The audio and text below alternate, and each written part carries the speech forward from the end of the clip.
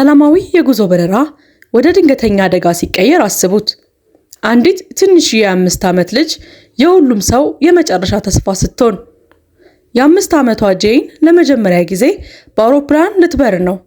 ሕይወቷን የሚቀይርም አስፈሪ ገጠመኝ በዚያው ይገጥማታል።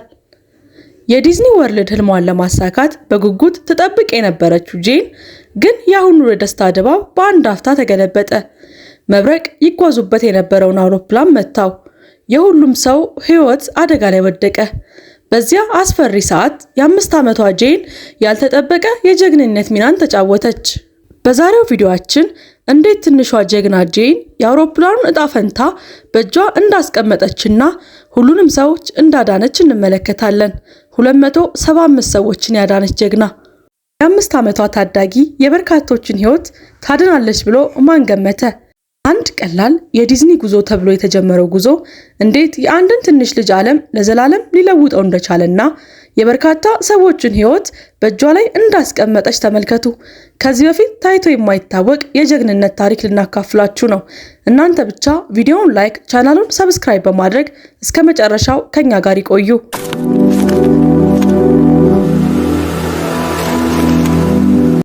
አንዲት ትንሽ ልጅ ለመጀመሪያ ጊዜ በአውሮፕላን ስትበር እጅግ በጣም ተደስታ ነበር። ነገር ግን መብረቅ አውሮፕላናቸውን መቶት ተበላሸ። ሁሉንም ማዳን የምትችለው እሷ ብቻ ስለነበረች ዓለሟ ለዘላለም ተለወጠ። ኤርፖርቱ እንደተለመደው በሰዎች የተሞላ ነበር። ኬቲና የ5 ዓመት ልጇ ጄን ወደ ኦርላንዶ ለመጀመሪያ ጊዜ ጉዟቸውን ለማድረግ ሲደርሱ ወደ ዲዝኒ ወርልድ የሚያደርጉት የመጀመሪያ ጉዟቸው ነበር። ነገር ግን በአውሮፕላን ውስጥ ያለ ማንም ሰው በጥቂት ሰዓታት ውስጥ ሕይወታቸው ለዘላለም እንደሚለወጥ መገመት አልቻሉም። ወደ ኦርላንዶ የሚደረገው የበረራ ጉዞ 8 ሰዓታትን ያህል ይወስድ ነበር። እናም ሁሉም ነገር በጥሩ ሁኔታ እየሄደ ያለ ይመስላል። ተሳፋሪዎቹ ሁሉ በመቀመጫቸው ተቀምጠው ረጅም ጉዟቸውን እየተዝናኑበት፣ አንዳንዶቹ ተኝተው፣ አንዳንዶቹም ፊልም እየተመለከቱ እና አንዳንዶቹም ስለ መዳረሻቸው አስተያየት እየሰጡ ነበር። ሆኖም ከ4 የበረራ ሰዓታት በኋላ ድንገተኛ አውሎ ነፋስ መንፈስ ጀመረ። እናም አውሮፕላኑ በአውሎ ነፋሱ ምክንያት ተረበሸ። አብራሪው ከቁጥጥር ማንኛውም ጋር መገናኘት አልቻለም። እናም የሁሉም ሰው ደህንነትን ለማረጋገጥ ፈጣን ውሳኔዎችን ለማድረግ ተገደደ። የአውሮፕላኑ መረበሽ ቀጠለና ሁሉም ተሳፋሪዎች መፍራት ጀመረ። ፈራው አለች ጄኒ እናቷን እጅ እየጨበጠች። ምንም አይደለም፣ መረበሽ ብቻ ነው። ብዙም ሳይቆይ ያልፋል፣ አትጨነቂ እሺ አለች ኬት ልጇን ለማረጋጋት እየሞከረች ተናገረች። ነገር ግን እሷም ራሷ ፈርታ ነበር። ከቁጥጥር ማማው ጋር ለመገናኘት አብራሪው ከአውሎ ነፋሱ መውጣት ነበረበት፣ የአውሮፕላኑን ከፍታ በመጨመር። ነገር ግን ማንም ያልጠበቀው ነገር ቢኖር ከፍታ ለመጨመር በሞከሩ ጊዜ አውሮፕላኑ መብረቅ ይመታና ሁሉም የአውሮፕላኑ መቆጣጠሪያ ስርዓቶች ይበላሻሉ የሚል ነበር። መብራቶቹ ጠፉና ለአንድ አፍታ ሁሉም ነገር ጸጥ አለ። የኦክሲጅን ጭንብሎች ወረዱ። አውሮፕላኑ በኃይል መንቀጥቀጥ ጀመረ። ተሳፋሪዎቹ ተስፋ መቁረጥ ጀመሩና በፍርሃት ጮሁ።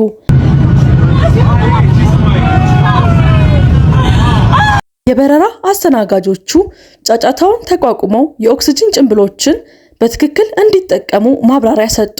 ልንሞት ነው፣ ሰዎች በፍርሃት ጮሁ። እባካችሁ ተረጋጉ፣ በየመቀመጫችሁ ላይም ቆዩ። ሁሉም ሰው ትኩረት መስጠት አለበት። የመቀመጫ ቀበቶቻችሁን አጥብቁ፣ እናም የኦክሲጅን ጭንብሎቻችሁን ወዲያውኑ አጥልቁ አለች አስተናጋጇ። ይህ ሁሉ ግርግር ጄንን የበለጠ አስፈራት። ሁሉም ነገር ጥሩ ይሆናል ውዴ፣ የበረራ አስተናጋጇ እንዳለችው እናድርግ አለች። የመቀመጫ ቀበቷቸውንና የኦክሲጅን ጭንብሎቻቸውን አጥልቅ እሺ። ኬቲ የተሰጡትን መመሪያዎች በመከተል ተናገረች። ቀጣዮቹ ደቂቃዎች በፍርሃትና በተስፋ መቁረጥ የተሞሉ ነበሩ። አብራሪውና ሰራተኞቹ የአውሮፕላኑን ስርዓቶች እንደገና ለመገናኘት በመሞከርና ቁጥጥር ማማው ጋር እርዳታ ለመጥራት እየታገሉ ነበር። ክብሯትና ክብሯን፣ እኔ አብራሪው ነኝ አለ። በመብረቅ እንደተመታንና የቴክኒክ ችግር እንዳለብን ለማሳወቅ መጥቻለሁ። በአሁኑ ጊዜም ከማማው ጋር ያለንን ግንኙነት አተናል። ነገር ግን ችግሩን ለመፍታት እየሰራን ነው። እባክዎ በመቀመጫው በመቀመጥ የሰራተኞችን ትዕዛዝ ተከተሉ ሲል አብራሪው ድምጹን ለማረጋጋት እየሞከረ አሳወቀ። የበረራ አስተናጋጆቹ የመቀመጫዎችን ቀበቶና የኦክሲጅን ጭንብሎችን በትክክል እንዳጠለቁ ለማረጋገጥ ከመቀመጫ ወደ መቀመጫ ሄዱ ነበር። የፈሩት ተሳፋሪዎችም ጸሎታቸውን ያደርጉ ነበር ወይም በዝምታ ያለቅሳሉ። እንዲህ ባለ አስቸጋሪ ጊዜ መጽናናትን ይፈልጋሉ። አውሮፕላኑ ይወድቃል፣ እንሞታለን አለች አንዷ የተጨነቀች ሴት። እንሞታለን። ሌላ ሰው እያለቀሰ አስተጋባ።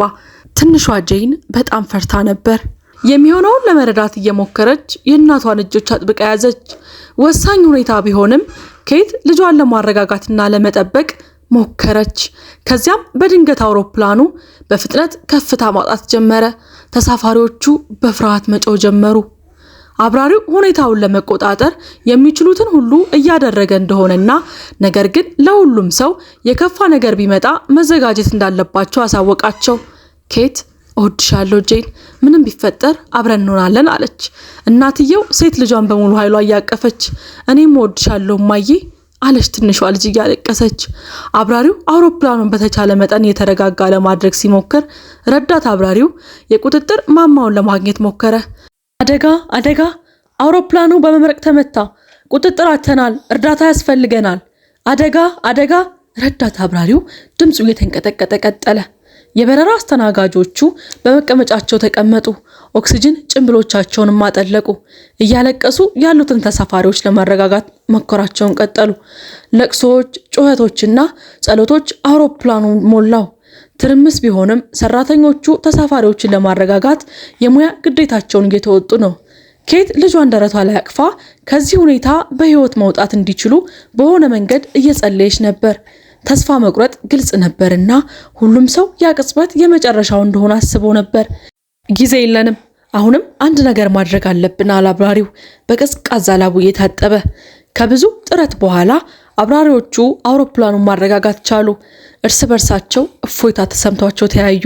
ነገር ግን የአውሮፕላኑ ስርዓቶች እንደገና መብራት ነበረባቸው። አውሮፕላኑ ተረጋጋ። ሁኔታዎችን ለቁጥጥር ማማው አሁን ማሳወቅ አለብን ሲል አብራሪው በመረጋጋት እየሞከረ ተናገረ። ተሳፋሪዎቹ ተስፋ ቆርጠው በድንጋጤ ውስጥ አለቀሱ፣ ጮሁ። ሁሉም ነገር በቅርቡ እንደሚስተካከል ተስፋ በማድረግም ጸለዩ። አብራሪውና ቡድኑ አውሮፕላኑን ስርዓቶች ለማስተካከል ምን ማድረግ እንዳለባቸው እየተወያዩ አውሮፕላኑ ለጊዜው የተረጋጋ ነበር። ነገር ግን ወዲያውኑ አንድ ነገር ካልተደረገ ይወድቃል። እናም የሁሉም ነገር መጨረሻ ይሆናል። መፍትሄ ማግኘት አለብን። አውሮፕላኑ ለረጅም ጊዜ የተረጋጋ አይሆንም። ምንም ካላደረግን አውሮፕላኑ ይወድቃል ሲል አብራሪው በጭንቀት ተናገረ። ሊሆኑ የሚችሉ መፍትሄዎችን ሲወያዩ በመቆጣጠሪያ ፓኔል ላይ አንድ መብራት በርቷል።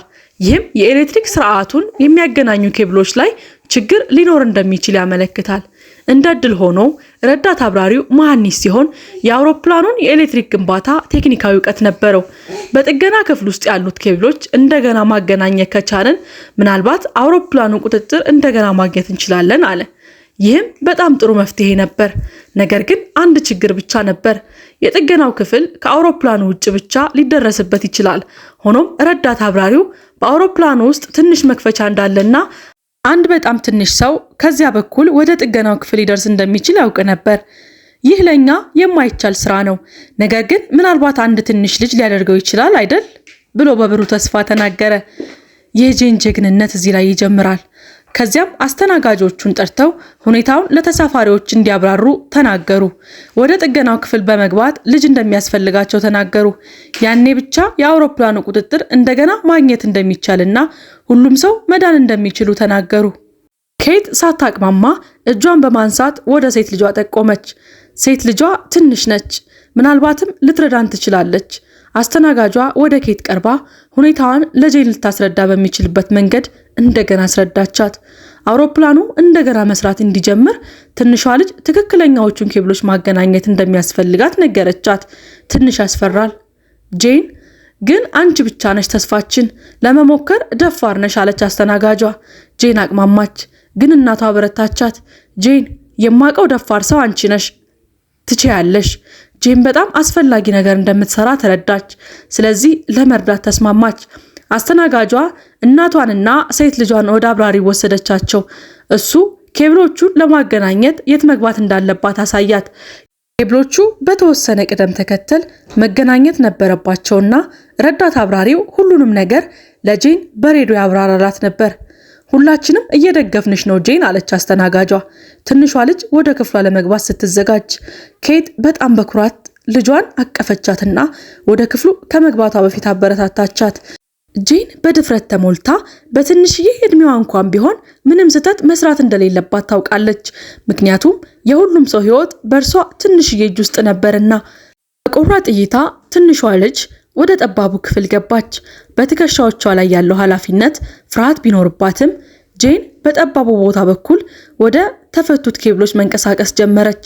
ክፍሉ በጣም ጠባብና ጨለማ፣ ለመተንፈስ አስቸጋሪ እና ጄን ማየት የቻለችው አስተናጋጇ በሰጠቻት ትንሽዬ እጅ ባትሪ ብቻ ነበር። ይህ በእንዲህ እንዳለ ተሳፋሪዎቹ ይጸልዩና ጣፈንታቸው በእርሷ እጅ ውስጥ እንዳለ ያውቃሉ። ትንሿ ልጅ የማበረታቻ ቃላት ይናገሩ ነበር። ኬት ልጇን በጭንቀት እየጠበቀች ነው። እንድታሳካ በዝምታ ትጸልይ ነበር። ጄን ወደ ጥገና ክፍል ስትደርስ ረዳት አብራሪው እሷን ማነጋገር ጀመረ። ትክክለኛዎቹን ኬብሎች እንድታገኝ እየመራት ተረጋግቶ በለስላሳ ድምፅ ተጠቀመ። ትንሿ ጄን ግራ እንዳትጋባ ሁሉም ነገር በተቻለ መጠን በቀላሉ ለማስረዳት እየሞከረ ተናገረ። ጄን ሰማያዊ ሽቦዎች ታያለሽ፣ ሰማያዊ ቀዳዳ ውስጥ ልትከቺልኝ ትችያለሽ? በትዕግስት መራ። አዎ እችላለሁ ተደረገ ብላ በፍርሃት መለሰች። በትንንሽ እጆቿ እየተንቀጠቀጠች ትንሿ ልጅ ሽቦውን በትክክለኛ ቦታ ሰካችው። ክፍሉ በሁሉም ቀለማት ኬብሎች የተሞላ ነበር። ትንሿ ጄን ተልእኮዋን በማጠናቀቅ እንደማትችል ፈራች። ጄን ጥልቅ ትንፋሽ ወስዳ ፈራች። አብራሪው መመሪያዎች ላይ ብቻ ተኮረ። ሁሉም ነገር በትክክል ማድረግ ነበረባት። የአውሮፕላኑ ጣፈንታ በእርሷ እጅ ውስጥ ነበርና። ኬት፣ አብራሪው፣ አስተናጋጆቹ፣ ሁሉም ተሳፋሪዎች፣ ረዳት አብራሪውና ጄን ትልቁን ተልኳቸው እንዲጨርሱ በጭንቀት እየጠበቁ ነበር። ያኔ ከዛም ኬት ለሴት ልጇ ቀስ እንድትልና በጥልቀት ትንፋሽ እንድትወስድ በመናገር አበረታታቻት። ረዳት አብራሪው በየዋህነትና በአስተዋይነት ድምፅ እሷን ማስተማሩን ቀጠለ። በጣም ጥሩ እያደረግሽ ነው ጄን። አሁን ቀጣዩ ገመድ በቀጣዩ ቀዳዳ ውስጥ ልትልኪልኝ ትችያለሽ? አዎ ጌታዬ። ጄን ፈርታ ብትሆንም አብራሪው እንዳዘዛት አደረገች። ጄን ሁሉንም ሰው ማዳን እንዳለባት ታውቃለችና የተባለውን ነገር በጣም በጥንቃቄ አደረገች። በካቢኔ ውስጥ ያለው ጸጥታ የተቋረጠው በረዳት አብራሪው ድምፅ ብቻ ነበር።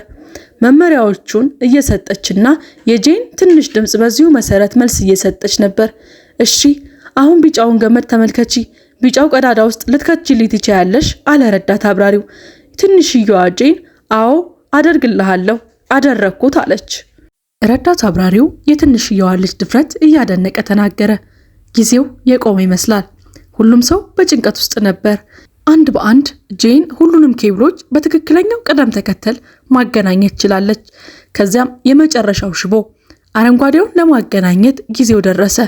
የሁሉም ሰው አይኖች በካቢኑ ላይ ተተከሉ። ጸጥታው በጣም ከባድ ነው። በጣም ጥሩ አደረግሽ ጄን። ለመጨረሻው ዝግጁ ነሽ?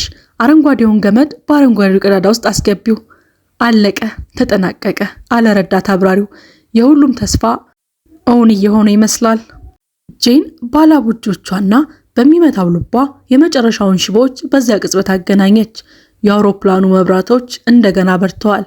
እናም የቁጥጥር ስርዓቱም እንደገና መስራት ጀመረ። ቦርዱ ላይ የነበሩ ሁሉም ሰዎች እፎይታና ደስታ ተሰማቸው። እልልልልልልል! ትንሿ ልጅ ከክፍሉ ስትወጣ ሁሉም አጨበጨበ። ኬቲ በኩራትና በደስታ እያለቀሰች ሴት ልጇን እንድትወጣ ረዳቻት። የኔ ውድ ሴት ልጅ ድንቅ ነገርን ያደረግሽው ውዴ አለች እናትየው ትንሿን ጀግናዋን እያቀፈች። አደረግሽው ጄን፣ ሁላችንንም አዳንሽን አለች አስተናጋጇ አይኖቿ በእንባ እየተሞሉ። ጄን አሁንም ትንሽ ፈርታ ነበር፣ ግን ተልኳን ማጠናቀቅና ሁሉንም ሰው ማዳን በመቻሏ እጅግ ደስተኛ ነበረች። አብራሪው በስሜታዊ ድምፅ በሬዲዮ በኩል ትንሿን ልጅ፣ ሰራተኞቹንና ሁሉንም ተሳፋሪዎች አመሰገነ። አመሰግናለሁ ጄን፣ ደፋር ልጅ ነሽ እና ለአንቺ ምስጋና ይግባውና በሰላም በረራችንን መቀጠል ችለናል። ሁላችንንም አዳንሽን። ጄን በመጨረሻ ከትከሻዋ ላይ ትልቅ ክብደት አውርዳ እንደገና ደህንነትና ደስታ ሊሰማት ቻለ። ሁሉም ነገር በመጠናቀቁ በጣም እፎይታ ተሰምቷት ነበር።